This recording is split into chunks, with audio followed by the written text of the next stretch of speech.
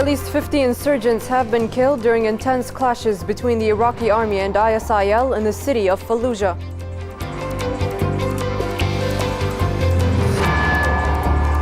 Heavy fighting between irregular forces of the self-declared Libyan National Army and Islamist militants in the city of Benghazi leave at least 43 dead. And hundreds of protesters clash with police as anti-World Cup demonstrations hit several cities in Brazil.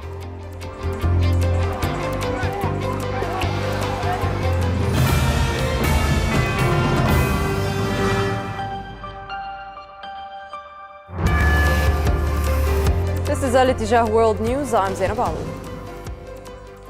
Fighting to wrest control of the city of Fallujah has intensified as the Iraqi army makes significant advances against militants from the Islamic State of Iraq and the Levant in the restive Anbar province.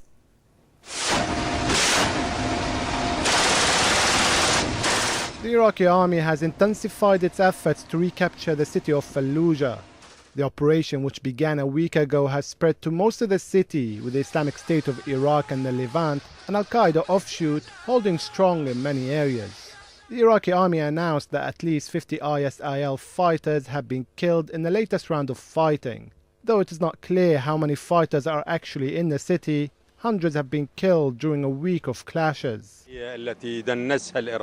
Our security forces have been going forward according to our plans to liberate the Iraqi city of Fallujah. The city has been under the control of ISIL terrorism. Our soldiers will enter the city and liberate its citizens from the grip of these filthy gangs. These gangs used innocent civilians, women, children and the elderly as a human shield. We are getting closer to that decisive day. The government forces have also tightened the chokehold on Fallujah, cutting off supply routes to Militant after it managed to barricade all of the city's entrances. The military, which has been planning the operation for months after Fallujah was overrun by ISIL fighters in December, has opened up 3 fronts in the north, west and south of the city. Thousands of soldiers, backed by armored personnel carriers and tanks, are taking part in the ground advances, while helicopters and fighter jets have been used for aerial support. At the same time, units from the artillery divisions have relentlessly bombarded extremist positions within the city in the restive Anbar province. The conflict has taken its toll on residents. Already over 100,000 have fled the fighting in the city and are seeking refuge in makeshift camps set up by the government. More than 1,100 families, an estimated 6,000 people, fled the latest round of fighting, with even more expected to follow. Well, our correspondent in Iraq, Wissam Al-Bayati, joins us now for the latest from there in the city of Fallujah. Wissam, what more can you tell us about the progress of the Iraqi army in retaking Fallujah? Yes, in fact, today we have moved to another place, and the place is called nearby Al-Naimiyya district, and the Iraqi army is now preparing to conduct another series of raids to the neighboring villages in this area, in addition to the, according to the security leaders and the top security officers who have actually been operating in this place. The ISIL members have actually lost more than 150 of its members during the last week of clashes and even military confrontation between the two sides, between the Iraqi army and the militants. So far, the Iraqi army is now preparing to, as I mentioned, to launch wide range of military operations in the neighboring areas and the outskirts of the city of Fallujah, where some militants who have been, according to the informers, have been escaped to flee the city of Fallujah and go somewhere else across the country.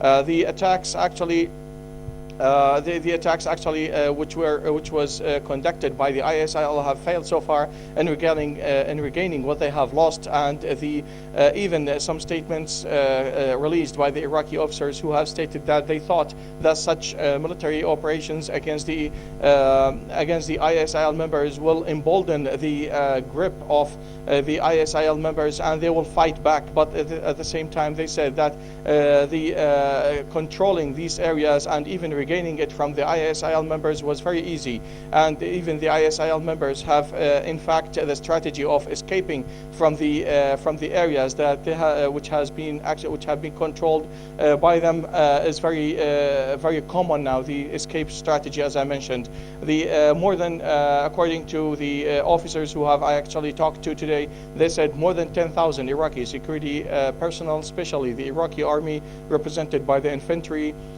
Rangers, and even the Air Force, have actually took part in the military operations which are taking place in the city of Anbar, and especially in the city of Fallujah, and the preparations and the logistic measures to support the military operations in the city of Fallujah and its outskirts has been actually taking Wissam, place. those ISIL militants that are escaping from the city of Fallujah, where are they heading to? Well, so far, most of the ISIL members who have actually tried or attempted to escape to the other parts of the country, they have failed, as they have actually either been captured by the Iraqi forces or have been killed during clashes during their escape. But at the same time, most of the Iraqi officers said that the number of the arrested ISIL members is very low, as most of the ISIL members are trying to escape. At the same time, they want to fight, so that's why they're getting killed by the Iraqi army members. At the same time, most of the supply routes have actually been cut and intercepted, and most of the convoys which aimed at supporting and carrying some supplies and ammunition for their members inside the city of Fallujah have been intercepted, and even have been the drivers and the ISIL members who have been attempting to transfer such supplies to the city of Fallujah have been killed at the same time. According to the intelligence reports from the ISIL camps, they say that the ISIL's members are suffering from shortage of fuel, ammunition, and at the same time some diseases actually have been spread among the members of the ISIL members. Yes. Okay, now where would the retake of the city of Fallujah put the Iraqi government and their fight against insurgency in the country? Well, most of the attacks, actually, I want to tell you this first. Most of the attacks are taking place during the night time, so that's why most of the Iraqi army are well aware of the situation and the gravity of the fight. So that's why they are most of the time they are deploying some observation posts and even snipers to make sure that no one can penetrate the Iraqi army bases, and even at least to attempt to regain this place. But at the same time, according to the deputy of the chief of staff, he told me earlier today that the timetable for the operation in Anbar maybe it's true limited, but at the same time the Iraqi government wants to study the situation and wants to take the required measures to defeat the terrorism in this area. In addition to, he stated that regaining the city of Fallujah is only a matter of time. At the same time, he said that the ISIL members will not find any safe place in Iraq after the military operations which is going to take place, and he said that there is no timeline for the city of Fallujah to be regained, but at the same time the Iraqi army is doing its best to regain the city of Fallujah as soon as possible, and even defeat the terrorism in Iraq, especially in the city of Fallujah, where the grip of the militants are really tight and high in such areas. Yes. And considering Fallujah is quite close to the capital, Baghdad, to what degree would this operation impact the violence in Baghdad, in the capital? Well, since the beginning of the military operations in the city of Fallujah, especially in Anbar, 2 months ago, the surge of violence have actually noticeably increased in the city, in the capital Baghdad, and most of the lawmakers and security officials and even the security experts have actually stated that such increase in the terrorist attacks in the capital is only the reaction or the feedback of the military operations in the city of Anbar. But at the same time, the deputy of the chief of staff today told me that most of the required measures and even the checkpoints have been deployed, increasing the checkpoints in the city of Baghdad and even in its outskirts, and the presence of the Iraqi army have actually been tripleized, not even doubleized, in the outskirts of Baghdad, and the number of the local police, national security police, and even the national security police have actually heavily deployed in the city of Baghdad. New instruments were actually given away and distributed to the Iraqi security members to detect and to find out where the explosives are, and even the investigators are now investigating any suspicious activities in the capital Baghdad. So anyway, the situation in Baghdad, according to their statement, is totally under control, but at the same time they're concentrating on the situation in Fallujah, and they want to deal with the current situation with less casualties and less damages. Yes. Okay, now is there any correlation between this new military operation that we are seeing in Fallujah and the it coincides with the vote counting for the general elections in the country? Is there any correlation between the two? Of course, in fact, what is really happening now is most of the Iraqi ministries who are actually linked to the performance of the Iraqi security forces, especially the Ministry of Defense, Ministry of Interior, Ministry of National Security, Ministry even of Electricity, Transportation, Health. Most of these ministries are taking part in these operations, and at the same time, the voting process or the vote counting process is taking place inside the capital, and it's the responsibility of the Minister of Interior. So that's why the checkpoints have been increased around the counting center. In addition to, most of the Iraqi officials are doing trips on a daily basis, and the security officials are doing trips on a daily basis and even patrols around the counting center. But at the same time, the IHEC, or the Independent High Electoral Commission in Iraq, have emphasized its finalization for announcing the final results of the general elections. But as I mentioned, at the same time, the coordination between the Iraqi Defense Ministry, represented by the Iraqi Army, and the Iraqi Interior Ministry, represented by the local police inside the capital Baghdad, is on the highest levels and under the supervision of the Iraqi Prime Minister Nouri al-Maliki. Yes. Okay, Wissam, thank you for that. Wissam al-Bayati there, our correspondent in Iraq.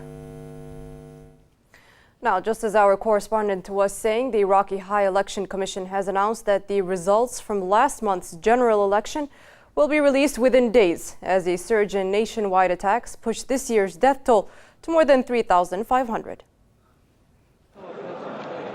It's now only a matter of time before the results from last month's parliamentary elections are announced. According to the Independent High Electoral Commission, the official results will be made public within days. Most of the hard work has been accomplished. We have looked into most of the complaints, whether from the political blocs or citizens. The final result should be released as planned within the next few days. We will keep you updated with the latest. According to the IHEC, delays in the count were due to the large amount of fraud and corruption complaints made by political parties. Although official results are yet to be released, political parties have nonetheless sought to build alliances in a bid to gain a head start on a government formation, with incumbent Prime Minister Nouri al-Maliki seeking a third term.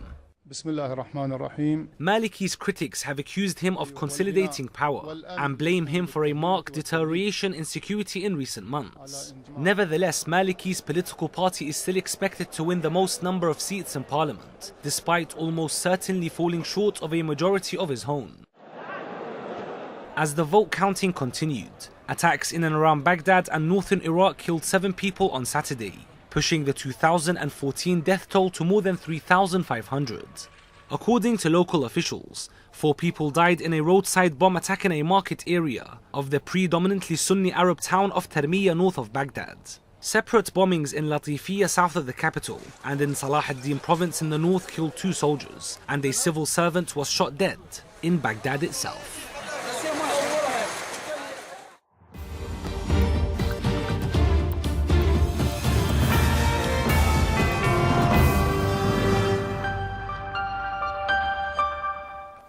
Heavy fighting in the Libyan city of Benghazi, which left 43 people dead and more than 150 others wounded, has subsided. However, a former general and head of the self-declared Libyan National Army, who led an operation against Ansar al-Sharia militants, has vowed to continue his battle, despite opposition calls by the government, which condemned the participation of army units in the operation. A cautious calm has finally returned to Benghazi. The Libyan city, which witnessed numerous battles since the end of dictatorship, was the scene of what is believed to be the deadliest round of clashes in 3 years. Khalifa Haftar has to know that what he has seen today is just the beginning. We will fight him and those who support him. This is Khalifa Haftar, a former commander who returned to Libya during the 2011 uprising to form the outlawed National Army. On Friday, he decided that it was imperative to clear the eastern areas from the influential Ansar Sharia and all its affiliated militias. Haftar's forces, backed by army helicopters and tanks, pounded barracks belonging to the groups in Hawari and Sidi Faraj districts. The confrontations left 43 dead and over 100 injured. The overall number of casualties, according to locals, is set to rise. The attack, however, was disavowed by the government, which announced that the operation was not sanctioned by Tripoli.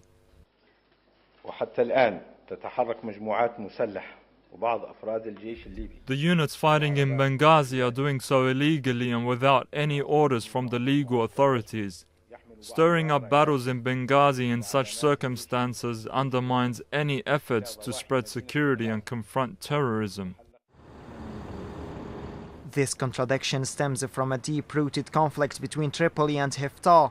Earlier this year, the former general called on the military to mount a coup against the central government, an ambition that authorities insist is far-fetched.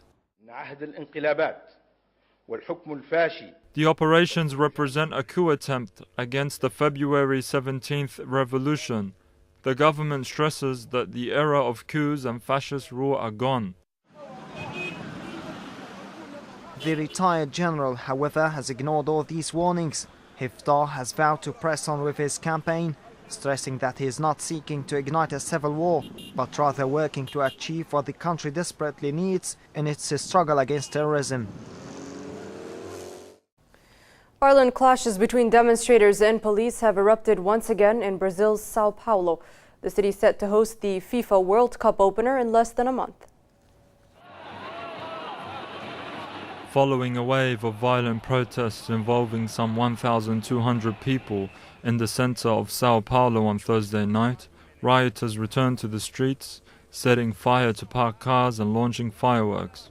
Police fired tear gas and rubber bullets to disperse the protest, which erupted near the Guarulhos airport in Sao Paulo, which had just opened a new international terminal to handle the flood of foreigners expected to arrive for the World Cup, set to begin on June the 12th. Rioters clashed with military police, with the shock battalion unit deployed to help control the deteriorating situation.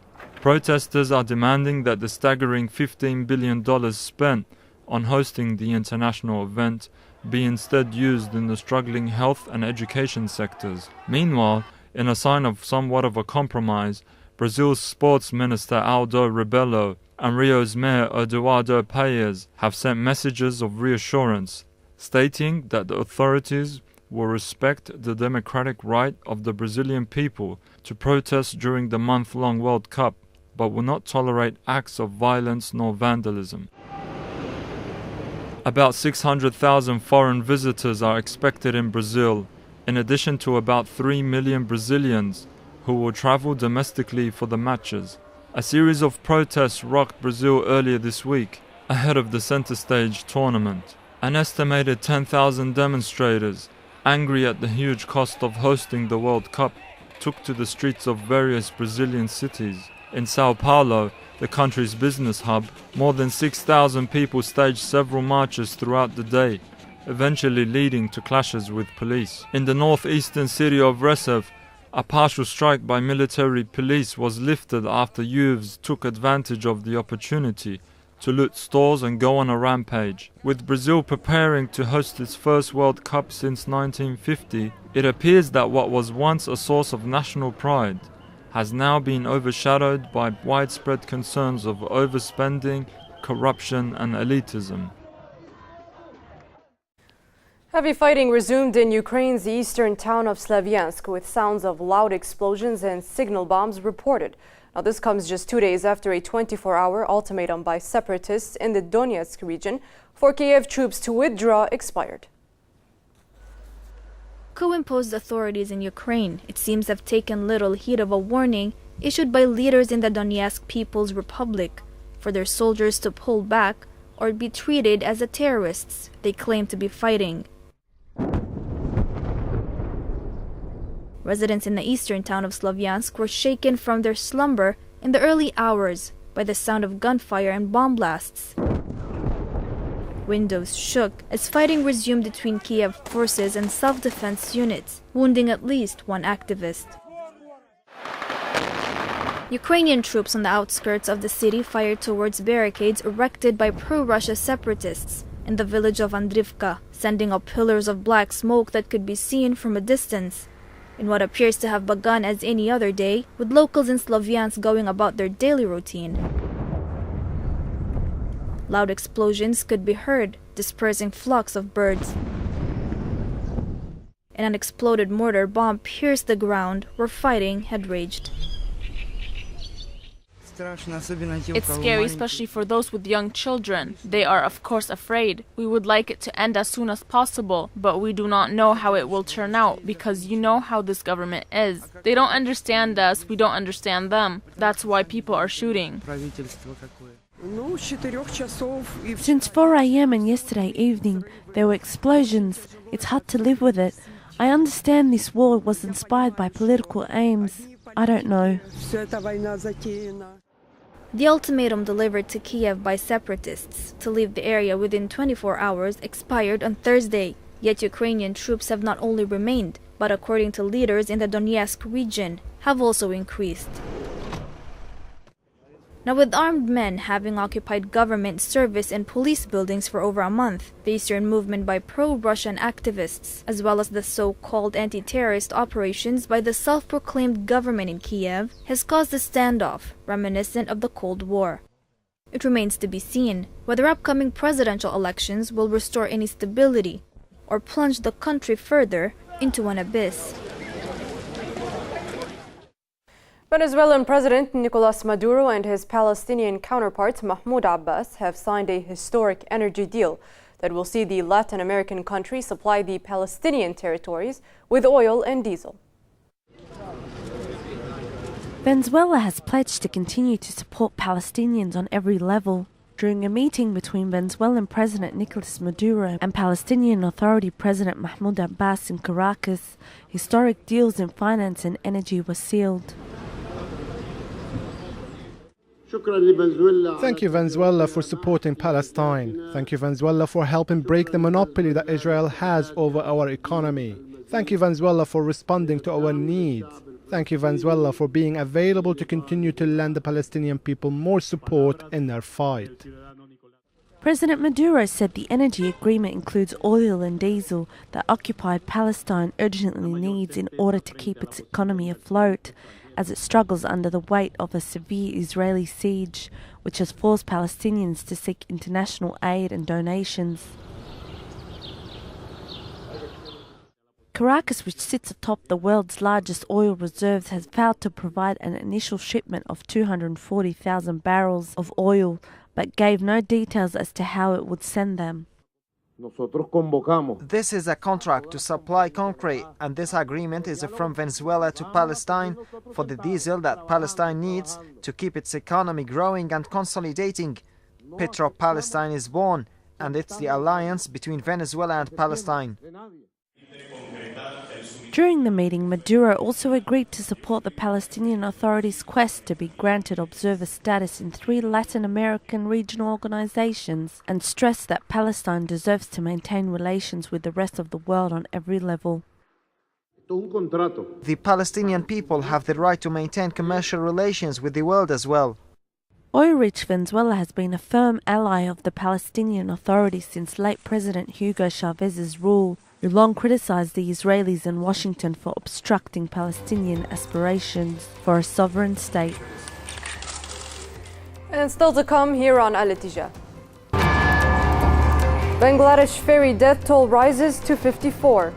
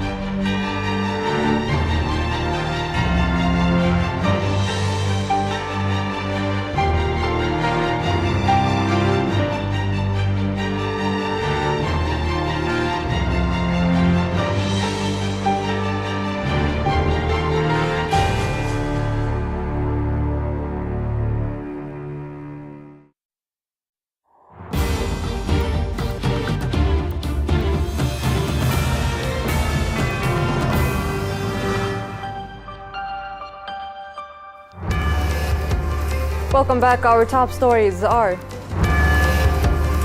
at least 50 insurgents have been killed during intense clashes between the Iraqi army and ISIL in the city of Fallujah.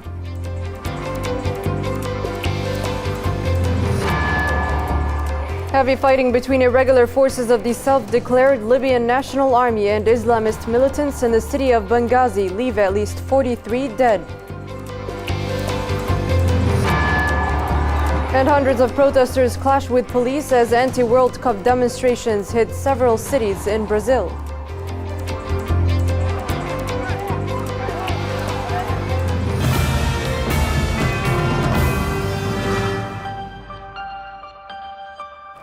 The Israeli administrative detention is taking its toll on the relatives of detainees as hundreds took to the streets in the besieged Gaza Strip to demand the release of their loved ones, many of whom have been on mass hunger strike for nearly a month. Our Gaza correspondent Balsam Al-Atrash has the details. 24 days have passed since the beginning of a collective hunger strike by administrative Palestinian detainees in Israeli occupation prisons. In response, hundreds of Palestinians in Gaza expressed their solidarity with their fellow countrymen, supporting their form of protest. For sure, the administrative detainees, for the first time since their cause began to spread, have gone through with a collective hunger strike, which has been met with strong support from the Palestinian public. There is popular attention and support that increases day after day for them. Muhammad has been stationed in the tent for the past 13 days, satisfied with salt and water, and intent on expressing his solidarity with those incarcerated in Israeli prisons, not knowing when they will be released. I've been here on a hunger strike for 13 days in solidarity with our detainees in the occupation prisons. I ask all Arab countries to help our fellow Palestinians who are dying at the hands of the Israelis, are suffering with nobody to help them. I send a message to them to be patient. You will be released soon. Administrative detention, a common form of punishment by the Israelis, means being held in an Israeli prison for 6 months without charge or trial. After these 6 months, the administrative order signed by a military commander is renewed. An Israeli military judge presents a secret file which neither the detainee nor the lawyers are allowed to see. Within minutes, the detention is extended for another 6 months. At present, 186 Palestinian doctors, parliamentarians and teenagers are held without charge or trial by Israel occupation forces. Administrative detention is rejected by all human rights regulations and organizations, and it is a violation of international humanitarian laws, as well as one of the basic tenets of justice that demands the right of a defendant be charged and tried in court. When we speak about administrative detainees who have been on a hunger strike for 24 days, who are striking to confront and face off the administration, detentions and arrests, which is one of the most significant violations against our Palestinian prisoners in the Israeli occupation prisons. The prison's administration staff are trying to force them to break their strike by not allowing them access to their lawyers, night invasions on their cells and solitary confinement. We confirm that these actions will not force them to break the strike until they are released. A free and administrative detention, as we know it, comes to an end. The fact that the Israelis are unable to charge these individuals in military courts is solid proof that the Zionists are using the antiquated emergency laws to punish individuals for a wide assortment of reasons. From this tent, the general Palestinian public have again expressed their support for detainees who have sacrificed their freedom for the sake of Palestine and its people. Balsam Al-Atrash, L'Ittijah TV, Gaza.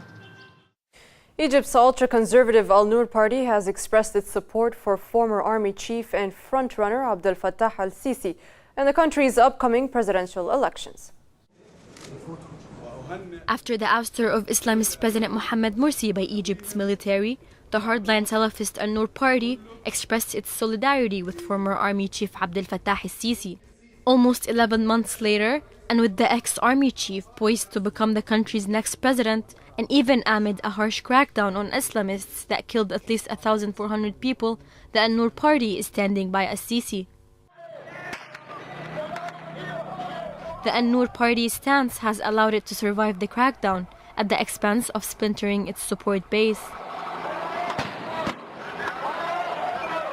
Many Salafists were among the estimated 700 protesters killed on August 14 when police raided a pro-Morsi protest camp in Cairo. Their opponents, including the Muslim Brotherhood, say they are mere opportunists. But the Salafist leaders argue their pragmatism helps avoid the turmoil and bloodshed of rebellion and serves their endgame, a society which accepts Islamic law. The party has justified its backing of al-Sisi in the May 26 vote, claiming that he is the best man to restore stability and fight terrorism, in reference to militant attacks which have killed hundreds of security personnel. Al-Noor won the second largest number of seats in the 2011 parliamentary elections, behind the more politically experienced Brotherhood, and it lobbied for a larger role for Sharia law in a new constitution. The party now faces the prospect of a retired military leader as president, who says he is pious, but has vowed to separate religion from politics.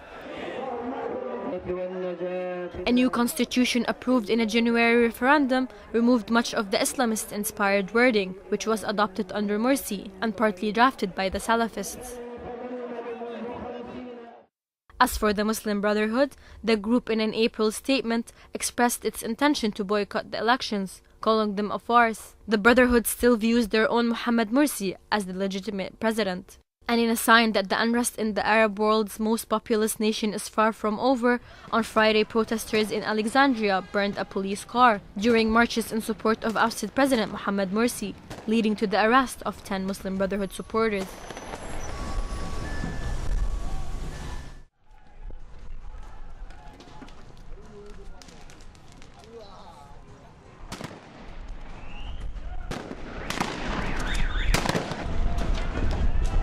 With ongoing political turmoil gripping Egypt, it remains to be seen whether the country's next president will be able to ensure stability and security in the North African nation. The leaders of Egypt's Al Noor party have had a history of falling in line with strongmen. Along with U.S. drone attacks, suicide bombings by Al-Qaeda and extensive military campaigns by the Sana'a government, Yemeni citizens are now facing the dangers of landmines as another deadly means to their already taut struggle for survival. Our Yemeni correspondent Muhammad Al-Attab filed the following report. Hussein Ahmed was herding his family's flock of sheep when he stepped on a landmine in the Yemeni village of Beni Jarmuz, a stride that cost him his leg and left him with lasting scars and nightmares. Now I cannot play with the children I used to in the past. When I see them playing, I miss that time. I also feel embarrassed when I see my brothers work in the farm, and I found myself incapable to do so. Hussein has become unable to control his urine. He feels embarrassed to go to the school as he is forced to wear pampers every day. Therefore, we call on the government to treat Hussein, educate him and offer him a job that could give him a decent livelihood. The minefield where Hussein lost his leg was created during the uprising against Ali Abdullah Saleh in 2011, when troops loyal to the former dictator laid mines in the area to protect a strategic military camp and reportedly prevent revolutionaries from entering the capital Sana'a from the north. We have a wide swath of lands being laid with landmines from armed conflicts in the south and the north of the country. Therefore, the ongoing conflict in the south where U.S. drones, warplanes and unexploded mines and missiles are creating a dangerous environment for people to live in. Although Yemen is a signatory of the International Pact for the Prohibition of Use of Landmines, the number of victims from this deadly device has risen to 300 just in the last 2 years. We can notice that landmines are laid in randomly without maps, and they are also improvised. This violates OTAWA Convention, which prohibits the use and deployment of landmines, and unfortunately Yemen does not have domestic laws that incriminate those who are involved in the use of landmines in armed conflicts. Hussein and many other victims of landmines are faced with everyday struggle that comes with the ruined childhood. It is with this non-governmental organization where the children have found a glimpse of hope in their effort to become productive members in the society. As past conflicts become forgotten with time, the scars that these conflicts have caused remain. In Yemen, the victims of landmines are hoping that their misery and the toils that have caused it will so become a thing of the past someday. Muhammad Al-Attab, Al-Ittijah TV, Sana'a. 16 more bodies have been recovered from a sunken ferry in Bangladesh, bringing the death toll to 54, with fears mounting that scores more may have perished. Navy divers have recovered 16 more bodies from the wreckage of a ferry that sank in central Bangladesh, raising the death toll to 54. 2 salvage vessels managed to float the sunken ship and bring it closer to the shore, allowing divers to search inside of the 90-foot-long boat. The ferry with around 200 passengers on board sank in the Meghna River near the capital Dhaka 3 days ago following a storm. Even though rescue operations are still underway, authorities have given up hope of finding anyone else alive. The search in the Meghna River, one of the world's widest stretches of water, will continue as authorities fear that some bodies could have been washed downstream by the strong currents. Survivors from the disaster have blamed the ship's captain for refusing to take shelter from a gathering storm. An investigation has been launched into whether the boat had been carrying too many passengers. Ferry accidents are common in one of Asia's poorest nations, which is intercepted by more than 230 rivers. Experts blame poorly maintained vessels, design flaws, and overcrowding for most of the tragedies. India has continued to celebrate the BJP's landslide election victory, with Prime Minister-elect Narendra Modi vowing to end poverty and tackle the country's soaring youth unemployment rate. The morning sunshine ushered in a day of change for India, and this was no more apparent than in the capital, New Delhi. Thousands celebrated Prime Minister-elect Narendra Modi's triumphant entrance into the city. The 63-year-old flew into Delhi's main airport in the morning from his home state of Gujarat to bask in the glory of a landslide victory for his Bharatiya Janata Party and to begin forming his new cabinet. The controversial politician, a former T-boy tainted by anti-Muslim riots on his watch as chief minister in Gujarat, has the strongest mandate of any Indian leader in 30 years, although newly elected leaders try to dispel the fears of India's minority groups. The biggest credit for this win goes to 1.2 billion people of the nation. Secondly, the credit also goes to those who have lived with an idea to give their all to the country since 1952. This win was possible because of them.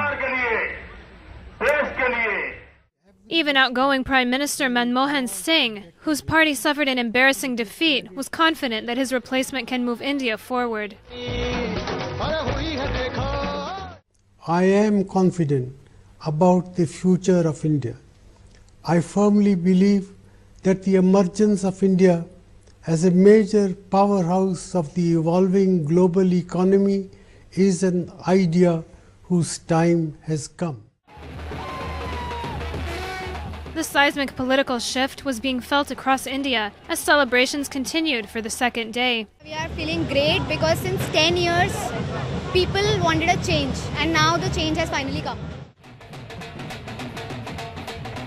I think, first of all, the country was going through a dark patch on the economic front, on the foreign policies itself, on the jobs. So first of all, everything has to come into place.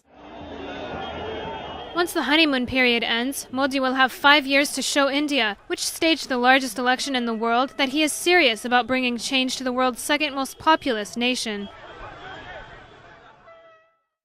The final death toll in Turkey's worst ever mining disaster has risen to 301. Now, this as the incident quickly transformed from a local tragedy into a new political crisis for Prime Minister Recep Tayyip Erdogan.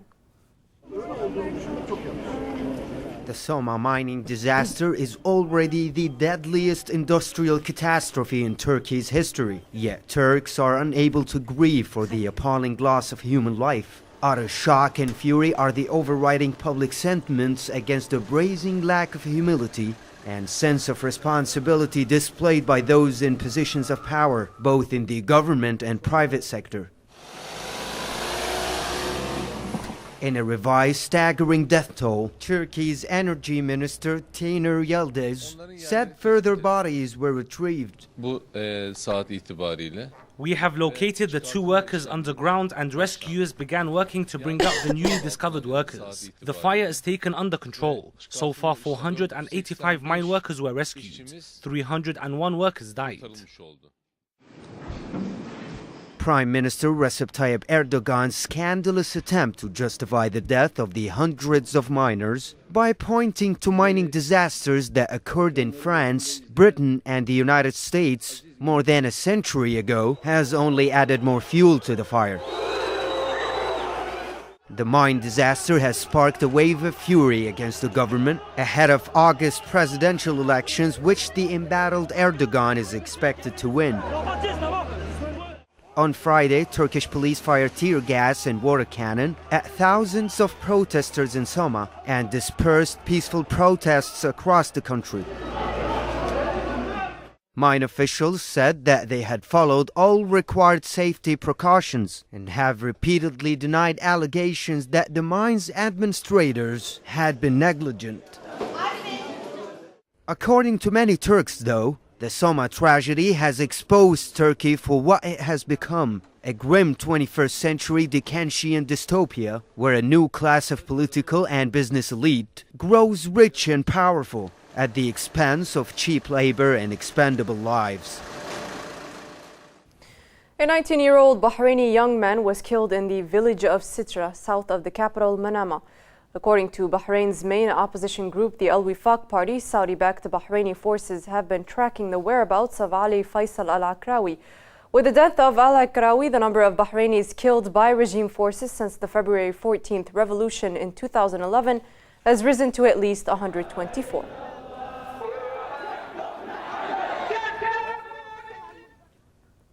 Boko Haram militants have killed a Chinese national and kidnapped 10 others overnight in Cameroon. The Nigerian Islamists stormed a camp used by Chinese road workers late on Friday. According to local police, Cameroonian soldiers retaliated with the ensuing clashes lasting until the early hours of Saturday. Now, rescue efforts are continuing in the flooded Serbian town of Obrenovac, southwest of the Serbian capital Belgrade, with some 4,000 people evacuated so far.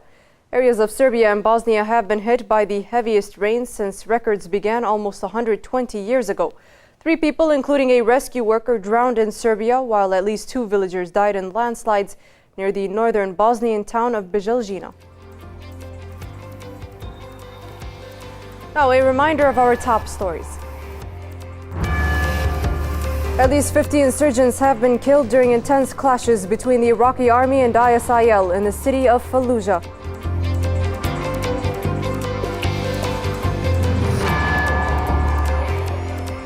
Heavy fighting between irregular forces of the self-declared Libyan National Army and Islamist militants in the city of Benghazi leave at least 43 dead.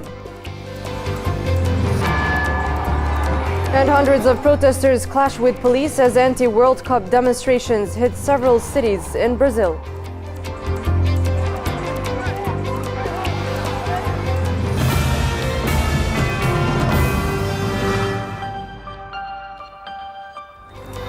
That's it for today. Have a good night.